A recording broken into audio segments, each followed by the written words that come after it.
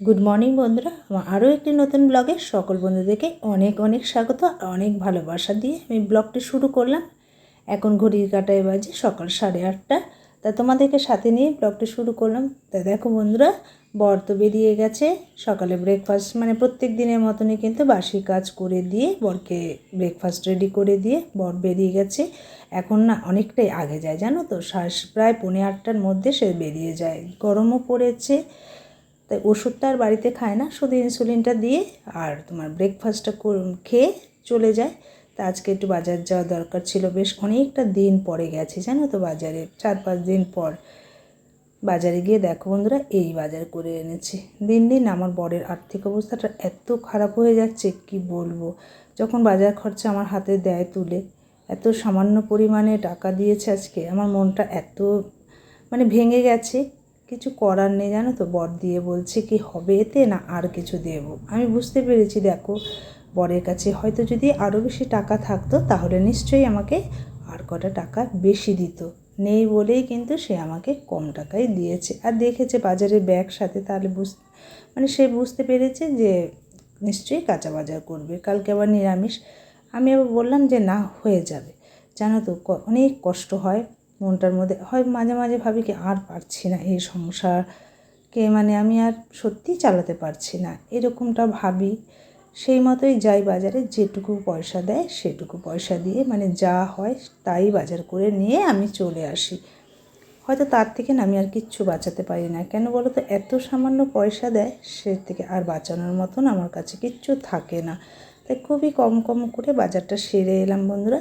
তা দেখো, বা যখন এতটাই কম বাজার হয় না, তখন চিন্তা করতে থাকি যে বাড়ি গিয়ে আজকে কী রান্না করব, কেননা কালকে আবার নিরামিষ, কালকে এটাও আমাকে চালাতে হবে রোজ রোজ বাজার। আর এই গরমের মধ্যে দেখবে নিজেকেও বাজার যেতে মানে ইচ্ছে করে না। তারপরে বরের আর্থিক অবস্থাটা, ব্যবসাটা এতই মানে ডাউন চলছে, সেখানে আমার আর কিচ্ছু করারও থাকে না জানো তো। তাই জন্য আজকে ভাবলাম একটা সময় সব দিয়ে খুব বেশি তো তরকারি আনিনি, যা এনেছি তাই দিয়ে একটা নিরামিষ তরকারি করে নেব। আর চারাপোনা মাছ এনেছি, ওই দিয়ে একটু ঝোল করে নেব। মাছটাকে বাইরের থেকে আমি ভালো করে ধুয়ে নিয়ে আসলাম, কেননা ওরা কেটে দিয়েছে, কাটছিল না। আমি আবার বললাম একটু কেটে দাও, কেননা বাড়ি গিয়ে না আমার মাছটা কাটতে ভালো লাগে না দেখবে। আর এই প্রচণ্ড গরমে দেখবে মাছটা কাটা থাকলে খুব ঝটপট রান্না হয়ে যায়। আর আমি এখানে দেখো ভাতও বসিয়ে দিয়েছি, আর এখানে নিরামিষ তরকারিটা বসাবো বলে একটু পাঁচফোড়ন সোমবার আর তোমার কয়েকটা বড়ি দিয়েছি আজকে। দেখো বড়িটা না একটু বেশি ভাজা হয়ে গেছে, একটাও মনে হয় না গলবে বলে। আর দেখো আমি এখানে কিন্তু সজনের ডাঁটা দিয়েছি, কুমড়ো আর কয়েক পিস আলু দিয়েছি, যা এনেছিলাম, আর কয়েকটা পটল দিয়েছি। আর সজনে ডাঁটাটাকে আলুটাকে ভালো করে বয়েল করে নিয়েছি, কেননা বরের শরীরের জন্যই আমি এটাকে বয়েল করলাম। লবণ দিয়ে একটু ভাজা করে নিয়ে এর মধ্যে আদা আর জিরে সামান্য দিয়েছি।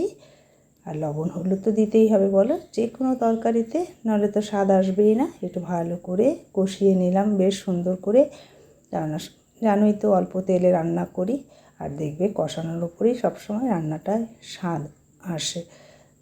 আর এমনিও সজনে ডাঁটা কিন্তু খাওয়া ভালো, কিন্তু আমি এই বছরে একদিনও আনিনি, তার জন্যই আমি আজকে আনলাম, বরের জন্যই আনি না। দেখো আনলে দুজন মানুষ না, আলাদা রান্না আমার একদম আর ভালো লাগে না, যে আমি ধরো একটা তারও পছন্দের জিনিস এটা আমি খাবো আর সে দেখবে, তখন তার জন্য আমি আর একদম আনি না। তা আজকে একটু নিয়ে এসে তরকারি বসিয়ে দিলাম। দেখো এখানে চারা মাছগুলোকে একটু ভাজা করে নিচ্ছি, এটাও কিন্তু পাতলা করে একটা ঝোল করব আদা জিরে দিয়ে। আর কয়েকটা আলু কেটে নিয়েছি, সেটাকেও বয়েল করে নিয়েছি। তা এদিকে দুটো তরকারি কিন্তু বসিয়ে দিলাম, আর ভাতটা তো হয়েই গেছে। তা দেখো বন্ধুরা, এখানে নিরামিষ তরকারিটাও কিন্তু আমার হয়ে গেল। আমি না এইভাবেই রান্না করি, আর দেখবে গরমের মধ্যে না যতটা তাড়াতাড়ি রান্না করে মানে কাজবাজ করে একটু পাখার তলায় বসতে পারলেই মনে হয় যেন শান্তি লাগে। তা দেখো আমি বাসন কোসনগুলো, আমার না খুব বেশি বাসন হয় না, কেন বলো তো, আমি না সবসময় তো বাসন মাজছি, হয়তো যেটা হয় একটু হলো সেটা তো তখনই মেজে নিচ্ছি।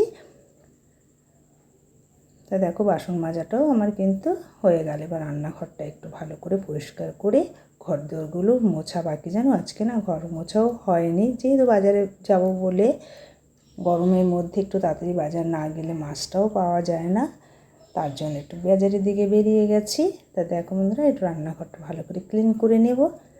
চারিদিক টাইলসগুলো না একটু মুছে নেব। প্রত্যেক দিন যদি মুছে নেওয়া যায় দেখবে তেল কাঁসাটা একটু কম হয়।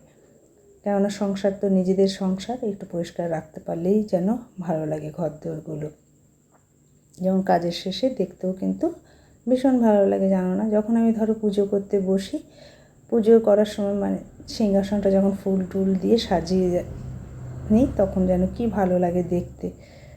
তাই ঠাকুরকে বলি, তোমার সিংহাসনটা দেখলে না আমার ভীষণ ভালো লাগে, বেশ ঝকঝক করে। কিন্তু আমার সংসার না কোনো উন্নতি নেই, কোনো মানে একই জায়গায় যেন পড়ে আছি, দিন দিন যেন আরও খারাপের দিকে চলে যাচ্ছি, জানো তো? এমনটা লাগে, নিজেকে আর ভালো লাগে না, খুব কষ্ট হয় মনের মধ্যে। যে দেখবে অর্থটা এমন জিনিস না, অর্থ ছাড়া কোনো কিছুই হয় না, কিচ্ছু হয় না।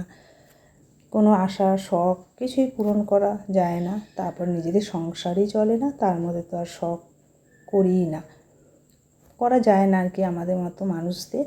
তো দেখো বন্ধুরা, এখানে রান্নাবান্নাও কমপ্লিট। এই যে হাঁড়িটা ফাঁকা করে নিয়েছি, যেহেতু হাঁড়িটা মেজে নেব বলে। আর এই যে মাছের ঝোল পাতলা করেই করেছি গরমের জন্য। আর এই সকালে একটু ডিমের তরকারি করেছিলাম, সবজি বারন্ত ছিল বলে। তো এটা দিয়ে আমি রুটি খাবো। আর দেখো সব দিয়ে সবজিটা যা রান্না আছে না দুবেলা হয়ে যাবে, দুপুরে আর রাতে। আর ভাতটা তো হটপটেই রেখে দিলাম। তো দেখো বন্ধুরা, আমি না একটু ব্রেকফাস্ট করেই আর কি ঘরগুলো একটু মুছে নিচ্ছি। কেননা সকালে ঘরগুলো ঝাঁটা দেওয়া ছিল, আর আমি এক্সট্রাভাবে ঝাড় দিলাম না। কেননা কেউ তো আর ঘরে ঢোকেনি, আমি তো একা থাকি। বর বেরিয়ে যাওয়ার পরে সম্পূর্ণ একা একদম কাজকর্ম করি, বোবার মতো, জানো না? একা একাই কাজ করতে থাকি। আর এই যে তোমাদের সাথে একটু গল্প করি, এটাও যেন বেশ ভালো লাগে। কিছুটা মনের কথাও তোমাদের সাথে আমি শেয়ার করতে পারি, ভীষণ ভালো লাগে। কী করবো বলো, দেখবে মনের কথা না যতক্ষণ কাউকে শেয়ার না করা যায় মনটাও হালকা হয় না, আর ভালোও লাগে না নিজেদের। তা দেখো বন্ধুরা, আমার কিন্তু সমস্ত ঘরগুলো পরিষ্কার করা হয়ে গেছে।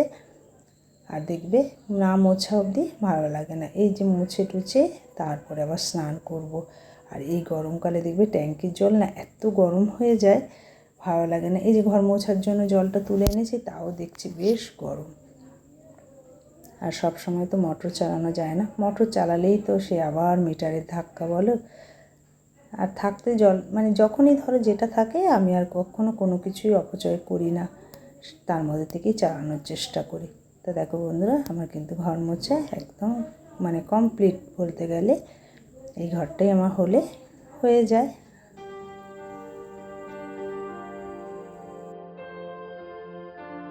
সমস্ত কাজ করে স্নান টান করলাম। বাবা বাইরে ভীষণ রোদ, তাকানোই যাচ্ছে না, এমন অবস্থা। করে নিলাম কোনো মতে, করে নিয়ে দেখো পাখার তলায় একটু বসলাম, কেননা এত গরম লাগছে আর ভালো লাগছে না। তারপর দোকান থেকে বর আসবে, খাওয়া দাওয়া করবো। তাই যেন মনে হয় থাকতে পারি না, শুধু তো সংসারে কাজকর্ম করি তাতেই হাঁপিয়ে যাই বলো। আর যারা এই বাইরে মানে ধরো কাজ করে, ধরো আমার বর যেমন, যাই হোক বাইরে তো থাকছে, দোকানে বসে কাজ করছে, প্রত্যেকটা মানুষের কিন্তু ভীষণ কষ্ট হচ্ছে। কিচ্ছু করার নেই বলো, এটাই তো প্রকৃতির নিয়ম না। আমি একটু পাখার তলে রেস্ট নিই কিছুক্ষণ, তারপরে বর আসলে আবার। দেখো বন্ধুরা, বর চলে এসছে, এসে স্নান টান করে সে ফ্রেশ হয়েছে। আর দেখো খেতে দিয়েছি, সে তো একদম খেতে বসে গেছে অলরেডি। আর আমিও বসে পড়লাম। তাহলে আমরা খাওয়া দাওয়াটা সেরে নিলাম। সেরে নিয়ে বাসন, বেশি বাসন না আর কি, সবই তো মাজা থাকে, তার দুটো থালা একটু মেজে নিই। আর তখন এই হাঁড়িটা ভেজানো ছিল, সেটাও একটু মেজে নেব। তাই বন্ধুরা, আমার ভিডিওটি দেখে তোমাদের কোথাও ভালো লেগে থাকলে চ্যানেলটি একটু লাইক কমেন্ট করে দিও। তাহলে কিন্তু তোমাদের একটা কমেন্ট পেলে কিন্তু আমার ভিডিও করার জন্য অনেকটা উৎসাহ বেড়ে যায়। তাই পাশে থাকারও অনুরোধ রইল বন্ধুদের কাছে। তো চলো বন্ধুরা, বাসন টাসনগুলো একটু মেজে নিই। এই মেজে নিয়ে আবার একটু রেস্ট নেব, জানো তো? দেখবে এই গরমে তো আর এমনিও ভালো লাগে না, একটু রেস্ট নিয়ে তারপরে আবার মানে বড় দোকানে বেরিয়ে যাবে। এই চলছে কিন্তু আমাদের সংসারে কাজকর্ম, জানো তো? দেখবে সংসারটা এমনই একটা জিনিস, কখনোই থেমে থাকে না, ঘড়ির কাঁটার মতন। যেমন সময়কেও ধরে রাখতে পারি না, সেই রকম সংসারটাও তাই যেন মেশিনের মতো চলে, আমরাও সেভাবেই চলতে থাকি। তো চলো বন্ধুরা, আজ এই পর্যন্তই রইল। টাটা, তোমরা সবাই ভালো